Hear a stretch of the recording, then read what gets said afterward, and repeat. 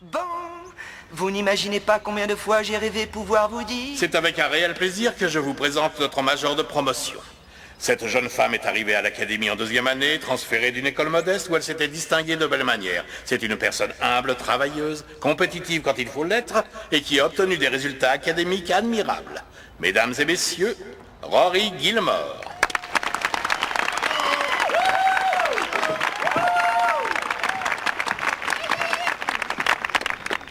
Pas pleurer, d'accord? Oh, pas pleurer. Calmons-nous si on ne veut pas rater quelque chose. Les larmes montent aux yeux. Et on manque tout. Alors, pas une larme. Pas une larme. Pas pleurer. Pas pleurer. Pas pleurer. Quoi? Pas pleurer. Mais je pleure pas. Monsieur Charleston, membre du corps enseignant, camarades étudiants, famille et amis, bienvenue. Nous ne pensions pas que ce jour viendrait. Nous avons prié pour sa livraison rapide, mis une croix sur chaque jour de nos calendriers, compté les heures, les minutes et les secondes. Et maintenant que c'est fini, je suis chagrinée parce que ça signifie quitter des amis qui m'ont inspiré, des professeurs qui ont été des mentors. Toutes ces personnes qui ont façonné ma vie et celle de mes camarades et qui nous ont influencés à tout jamais. Je vis dans 2 mondes. Le premier est un monde rempli de livres. J'ai été un des habitants du comté de Yoknapatawpha de Faulkner. J'ai chassé la baleine blanche à bord du Pequod. Je me suis battue aux côtés de Napoléon. J'ai navigué sur un radeau avec Huck et Jim. J'ai commis des absurdités avec Ignatius J. Riley. J'ai voyagé dans un train avec Anna Karenine. Et j'ai flâné du côté de chez Swann. C'est un monde enrichissant. Mais mon second est de loin bien supérieur.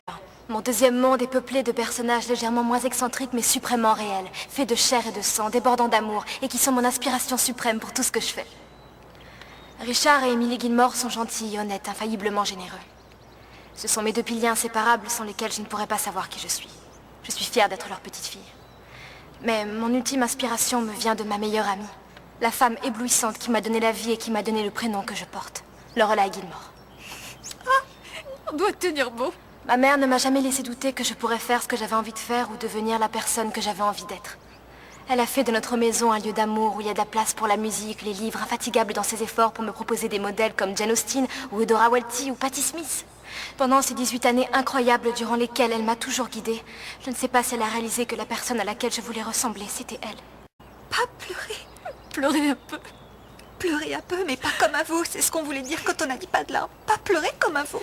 Merci maman, tu es mon guide spirituel pour tout. Je suis sur le point de me mettre à sangloter. Je suis pas mal parti, moi aussi.